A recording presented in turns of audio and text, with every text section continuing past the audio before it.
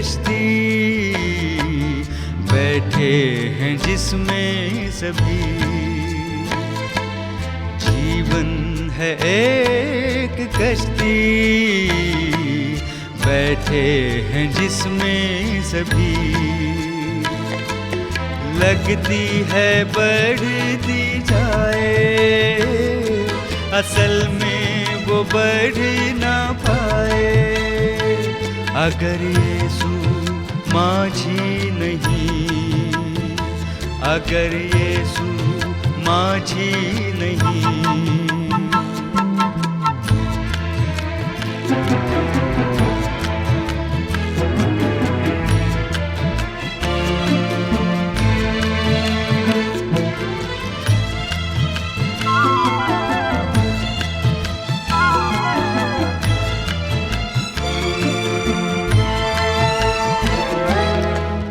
चाल आए तूफान आए, घबराए दिल ये मेरा। चाल आए तूफान आए, घबराए दिल ये मेरा। यीशु बनेगा तेरा सहारा, आज़मा ले तू उसको जरा। आज़मा ले तू उसको जरा। जीवन है एक कश्ती, बैठे हैं जिसमें सभी।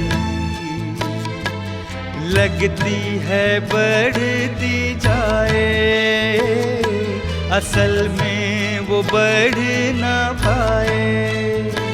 अगर यीशु माझी नहीं, अगर यीशु माझी नहीं।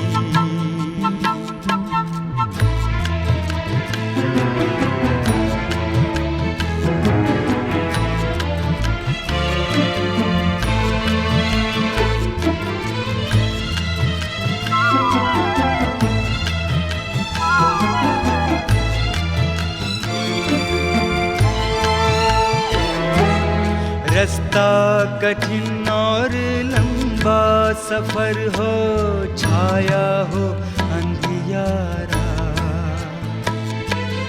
रास्ता कठिन और लंबा सफर हो, छाया हो अंधियारा। यीशु ही है जो पार लगाए, पहुँचाएगा वो किनारा। पहुँचाएगा वो किनारा। जीवन है एक कश्ती, बैठे हैं जिसमें सभी। जीवन है एक कश्ती, बैठे हैं जिसमें सभी। प्रभु यीशु मसीह के मधुर नाम में आप सबको जय मसीह की। यीशु के महान आश्चर्य कर्मों की इस श्रृंखला में आप सबका स्वागत है। हम बात कर रहे हैं यीशु मसीह के आश्चर्य कर्मों के बारे में और जानने की कोशिश कर रहे हैं कि यीशु मसीह के आश्चर्य कर्मों के बारे में कि ऐसी कौन सी बात है जो हमारे लिए लाभदायक है। उस बात को सीखना और जानने की कोशिश कर रहे हैं। इसलिए मेरे प्यारे भाइयों बहनों बहुत ध्यान से सुनिएगा, कहीं ऐसा ना हो कि आश्चर्य कर्म की एक भी बात मिस हो जाए और हमारे जीवन से आश्चर्य कर्म समाप्त हो जाए। इसलिए चाहिए, यदि आप चाहते हैं कि आपके जीवन में यीशु मसीह के आश्चर्य कर्म बने रहें, तो आप हमारे साथ बने रहिए और देखिए इन आश्चर्य कर्मों के बारे में। आज मैं आपको एक ऐसे आश्चर्य कर्म के बारे में बताना चाहता हूं जिसके बारे में बहुतायत से चर्चा होती है।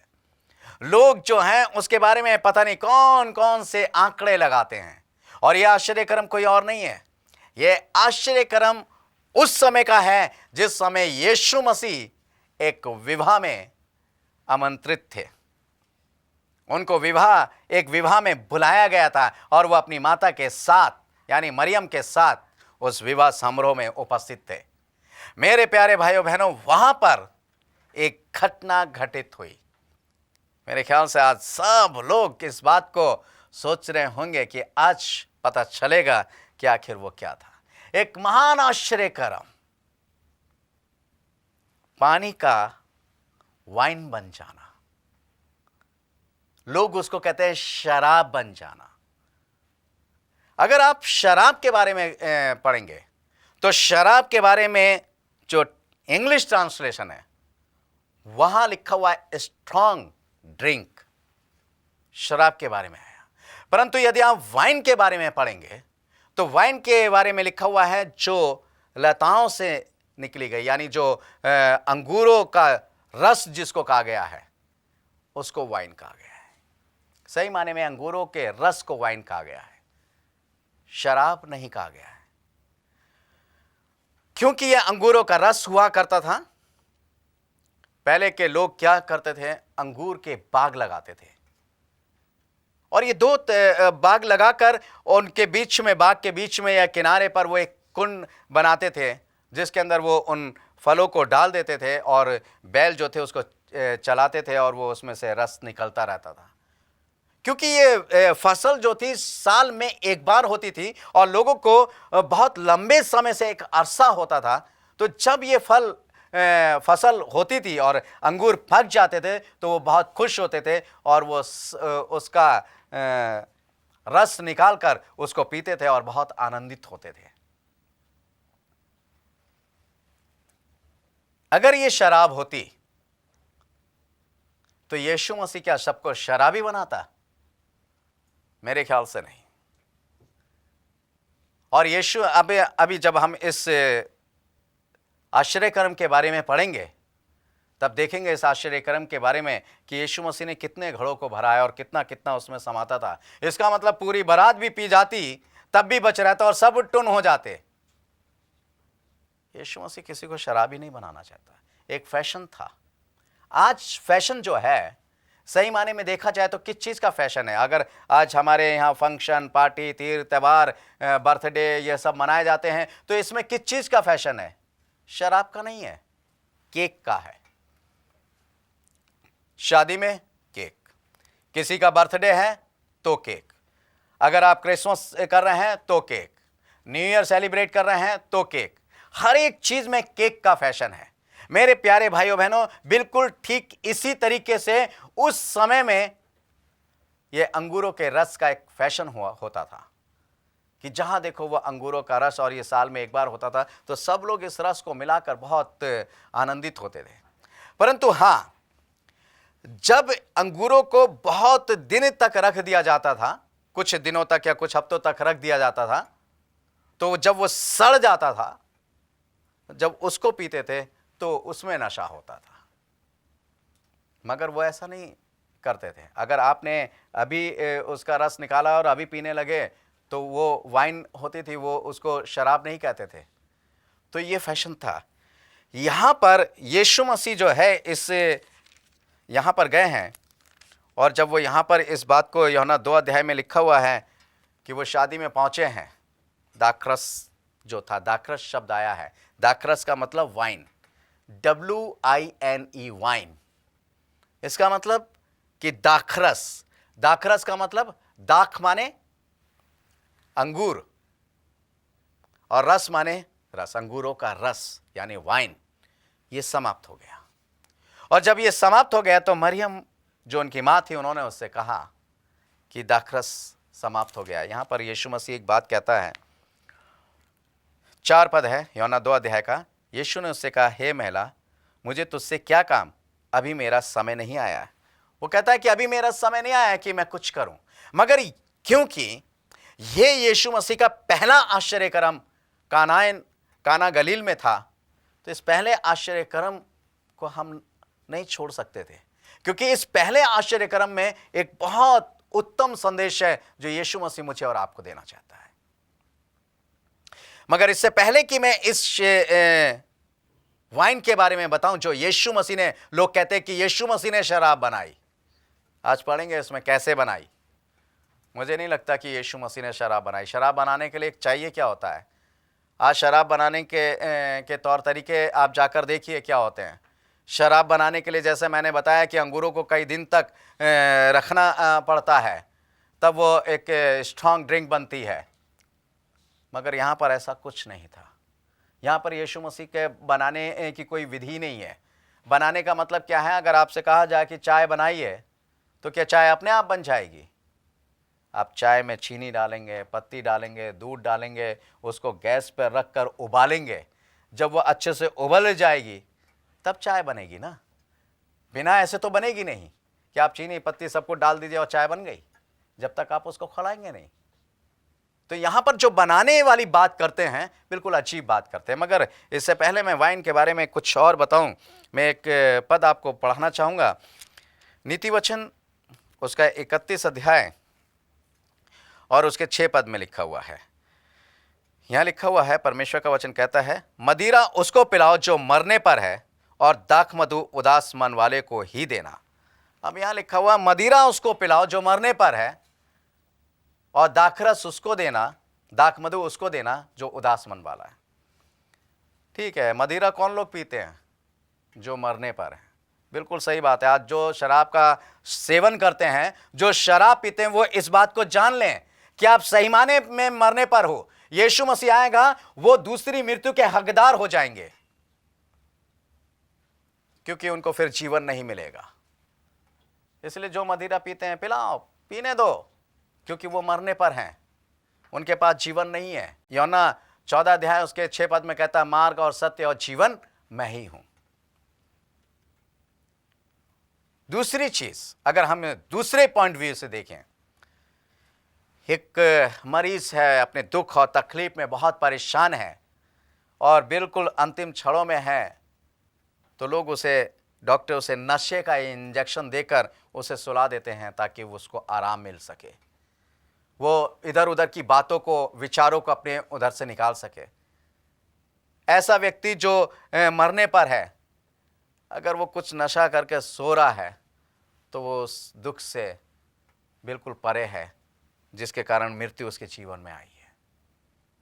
वो नशा जो है, जो डॉक्टर ने दिया है, वो उसको आराम करने के लिए दिया हुआ है, मगर इसलिए नहीं दिया है क्योंकि वो नशा करके झूमे और इधर उधर गाली दे, इधर उधर हंगामा मचाए। बहुत से लोग उदाहरण देते हैं कि साहब यीशु मसीह ने भी तो मैं बनाई, अभी देखेंगे कहाँ बनाई है। बहुत से लोग कहते हैं कि अपनी पेट की गड़बड़ी के कारण थोड़ी सी ले लिया कर। बहुत अच्छी बात है, परमेश्वर का वचन बड़े अच्छे से जानते हैं, मगर यह भी लिखा हुआ है कि जब वो धार के साथ उंडेली जाए तब उसके रंग को भी ना देखना। ये नियम का पालन क्यों नहीं करते? जब वो धार के साथ उंडेली जाए तो उसको देखना भी मत, ये लिखा हुआ है। इस नियम का तो पालन नहीं करेंगे, पेट की गड़बड़ी के कारण थोड़ी सी ले लिया करो। बहुत जल्दी इंसान कह देता है, अच्छी बात है। डॉक्टर ने आपको 15 दिन की दवाई दी है, सुबह शाम ये गोली खाना और ये सिरप जो है दिन में 3 बार 1-1 चम्मच पीना। आप जब दवाई लाते हो तो वो इकट्ठा क्यों नहीं पी जाते हो? तब तो जो डॉक्टर ने टाइमिंग दी, उस टाइम के अनुसार जो है आप वो करोगे, दवाई को टाइम के अनुसार खाओगे। अगर दवाई लेनी तो वो इकट्ठा खा जाओ, मगर शराब को लिखा है कि दवाई के तौर पे, पेट की गड़बड़ी के कारण लो 1 चम्मच, मगर आप क्या करोगे? पूरी की बोतल पी जाओगे। कहां लिखा हुआ है? और मुझे ये नहीं लगता, मुझे समझ में नहीं आता क्या पेट रोजाना गड़बड़ रहता है? कभी ठीक ही नहीं होता पेट पीने वालों का, कि रोज ही पीते हैं। ये सब बहानेबाजी है। याद रखें, आप मरने के कगार पे खड़े हुए हैं, और लिखा है दाखरस उदास मन वाले को दो। उदास मन वाले को, जो निराश लोग हैं, जब उसको पीते हैं, दाखरस को पीते हैं, तो कुछ आनंद उनके जीवन में आता है, कुछ सोच उनकी बदलती है, क्योंकि वो उसके स्वाद में उनका मन लगता है कि कितना स्वादिष्ट है ये, कितना उत्तम है ये रस जो ये दिया गया है। उनकी उदासी को दूर करता है। यहाँ पर लिखा है, परमेश्वर का वचन जो है मैं पढ़ना चाहूँगा। यहाँ लिखा हुआ है, उसकी माता ने सेवकों से कहा, जो कुछ वे तुमसे कहे वही करना। वहाँ यहूदियों के शुद्ध करने की रीति के अनुसार पत्थर के 6 मटके धरे हुए थे, जिनमें 2-2, 3-3 मन समाता था। अब यहाँ पर एक चीज़ ध्यान रखें, यहूदियों की शुद्धि के कारण जब वो मंदिर में जाते थे तो वहाँ पर पानी के वो 6 मटके धरे थे, वो उससे अपने आप को शुद्ध करते थे। अब जो चीज शुद्धिकरण के लिए रखी गई है, उसके अंदर क्या कोई अशुद्ध चीज डालेगा परमेश्वर? क्या उसको किसी अशुद्ध में परिवर्तित करेगा? क्या उनको वो शराब में परिवर्तित करेगा? मेरे ख्याल से नहीं, क्योंकि परमेश्वर का वचन कहीं पर भी ये नहीं कहता है किसी शुद्ध चीज को उसने अशुद्ध किया हो। अशुद्ध चीज को तो उसने शुद्ध किया है, परंतु शुद्ध चीज को अशुद्ध नहीं किया है।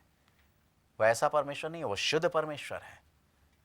और इसलिए यहां पर लिखा उसकी शुद्धि के कारण यहूदियों की, अगर आप पढ़ना चाहेंगे, मैं आपको ये पढ़ा देना चाहता हूं। निर्गमन उसका 30 अध्याय उसका 17 से 21 पद तक है। यहां लिखा है, यहोवा ने मूसा से कहा, धोने के लिए पीतल की एक हौदी और उसका पाया भी पीतल का बनाना, उसे मिलाप वाले तंबू और वेदी के बीच में रखकर उसमें जल भर देना, और उसमें हारून और उसके पुत्र अपने अपने हाथ पांव धोया करें। जब जब वे मिलाप वाले तंबू में प्रवेश करें, तब तब वे हाथ पांव जल से धोएं, नहीं तो मर जाएंगे। और जब वे वेदी के पास सेवा टहल करने अर्थात यहोवा के लिए हव्य चढ़ाने को आएं, तब तब वे हाथ पांव धोए ना कि मर जाएं। ये हारून और उसकी पीढ़ी पीढ़ी के वंश के लिए सदा की विधि है। अब यहां पर लिखा, जब वो मिलाप वाले तंबू में प्रवेश करें, परमेश्वर के सामने प्रवेश करें, जब वो परमेश्वर के सामने उपस्थित हो, तो हारून जो महायाजक था और उसके बेटे जो याजक का काम करते थे, उनके लिए विधि थी कि मिलाप वाले तंबू के पास में जो जल के वो बर्तन रखे होते थे, उससे वो अपने हाथ पांव को धोया करते थे। और यदि वो बिना हाथ पांव धोए मिलाप वाले तंबू में चले जाते, तो निश्चय ही वो मर जाते, क्योंकि उनको उस पानी के द्वारा शुद्ध करना होता था अपने आप को। हाथ पांव धोकर वो अपने आप को शुद्ध करते और तब जाते थे। आपने देखा होगा, अगर आप मुसलमानों के बारे में पढ़ेंगे, वो जब भी मस्जिद में प्रवेश करने से पहले उनके इधर नल और कुछ लोटे रखे रहते हैं, वो उससे अपने हाथ पांव को धोकर वो उस मस्जिद में तब प्रवेश करते हैं। यहूदियों के अंदर भी यही विधि थी। और यहाँ पर ये जो 6 मटके धरे हुए हैं, ये वही शुद्धि के धरे हुए हैं। यहाँ पर लिखा हुआ है, मैं फिर से पढ़ना चाहूँगा 6 पद। वहाँ यहूदियों के शुद्ध करने की रीति के अनुसार पत्थर के 6 मटके धरे थे, जिनमें 2-2, 3-3 मन समाता था। 2-2, 3-3 मन समाता था, यानी 20 या 30 गैलन उसमें समाता था। अब इतना उसमें 6 मटके धरे हैं। अब एक में 2-2, 3-3 मन का मतलब है, यानी कितना हो गया? 120 गैलन, 180 गैलन। इतना शराब यदि प्रभु यीशु मसीह बनाता, तो क्या छोटे से लेकर बड़े तक सबको पिलाने के लिए कह रहा वो? ऐसा नहीं है मेरे प्यारे भाइयों। वो सही में रस था, और इसलिए क्योंकि वो शुद्धि के बर्तन थे, इसलिए उस शुद्धि के बर्तन में वो कोई भी अशुद्ध चीज नहीं भरना चाहता था। और यहां पर लिखा है, परमेश्वर का वचन यहां पर क्या कहता है, 7वां पद। यीशु ने उनसे कहा, मटकों में पानी भर दो। उन्होंने उन्हें मुंह भर दिया। तब उसने उनसे कहा, अब निकाल कर भोज के प्रधान के पास ले जाओ, और वो ले गए। 7-8 पद। यीशु मसीह ने एक आज्ञा दी है, और आज्ञा दी क्या दी कि इन मटकों को पानी से भर दो। सबने उस मटकों को क्या करा? पानी से पूरा लबालब भर दिया। और उसके बाद उसने क्या आज्ञा दी? उसने कहा, इसमें से निकाल कर क्या ले जाओ? प्रधान के पास ले जाओ, उसको चखाओ, उसको दिखाओ जाकर। वहां पर यीशु मसीह ने ना तो पिता से विनती की, ना यीशु मसीह ने कोई वाक्य बोला, ना यीशु मसीह ने कुछ कहा, मगर क्योंकि यीशु मसीह ने आज्ञा दी थी और उनको उस पानी में से निकालने के, इसलिए वो क्या था? वो दाखरस बन गया था। क्योंकि यीशु मसीह का पहला आश्चर्य कर्म जो था, वो कानाइन गलील में हुआ था।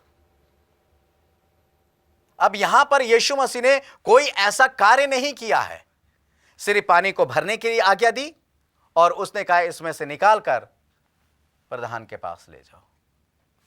क्या हो गया था? यहां लिखा है, जब भोज के प्रधान ने यह पानी चखा तो दाखरस बन गया था, और नहीं जानता था कि वे कहां से आया, परंतु जिन सेवकों ने पानी निकाला था वे जानते थे। तो भोज के प्रधान ने दूल्हे को बुलाकर उससे कहा, हर एक मनुष्य पहले अच्छा दाखरस देता है और जब लोग पीकर छक जाते हैं तब माध्यम देता है, परंतु तूने अच्छा दाखरस अब तक रख छोड़ा है। जी हाँ, जब वो प्रधान के पास ले गया और उसने चखा, वो दाखरस बन चुका था। उसने कहा, ये तो बहुत ही उत्तम है। 3 क्वालिटियां होती थी उसमें। एक होता था अति उत्तम, एक उससे लो कैटेगरी, एक बिल्कुल डाउन कैटेगरी होती थी। मगर यह उत्तम कैटेगरी का था, क्योंकि यीशु मसीह ने उनको पानी डालने की और निकालने की आज्ञा दी थी उसमें से। और यहां पर परमेश्वर का वचन ये कहता है कि ये उत्तम दाखरस तूने अब तक रख छोड़ा। वहां पर एक चीज देखिएगा, मैंने आपको पहले भी बता चुका हूं कि जब स्ट्रांग ड्रिंक बनाई जाती थी इस दाखरस से, तो कई दिन तक उसको क्या करना पड़ता था, रखना पड़ता था। जब कई दिन तक रखकर वो सड़ जाता था, सड़कर उसमें कीड़े पड़ जाते थे, तब वो हॉट ड्रिंक स्ट्रांग ड्रिंक बनती थी। परंतु जब उन्हें दाखरस पीना होता था, उसका रस पीना होता था, तो वो उसी समय उसको निकालते थे। आपने देखा होगा, आप फल वालों के पास जाइए, मौसम्मी का रस पीना है आपको, आम का जूस पीना है आपको, गन्ने का रस पीना है, तो वो फल वैसे ही रखे रहते हैं। जैसे ही आप उन दुकानों पर जाएंगे या ठेलों पर जाएंगे कि हमें गन्ने का रस पीना है, तो वो उसी समय गन्ना निकालेंगे और उसी समय रस को निकालेंगे और उस समय देंगे। वो पहले से उस गन्ने का रस निकाल कर नहीं रखते हैं। मेरे प्यारे भाइयों बहनों, बिल्कुल ठीक इसी तरीके से यीशु मसीह ने उसी समय पानी डलवाया और उसी समय निकलवाया। यानी वो शराब तो हो ही नहीं सकती थी, वो दाखरस ही था, शरबत था, जो आज हम शरबत पीते हैं, और वो उसने लोगों को पीने के लिए दिया। और जब लोगों ने पिया तो लोगों ने कहा कि ये उत्तम जो है, ये तूने अब तक छुपाए रखा। एक शुद्ध चीज यीशु मसीह ने लोगों को दी। और इस शुद्धिकरण के बारे में, क्योंकि ये ब्याह का मतलब था और इस ब्याह के अंदर बहुत सी बातें होती हैं।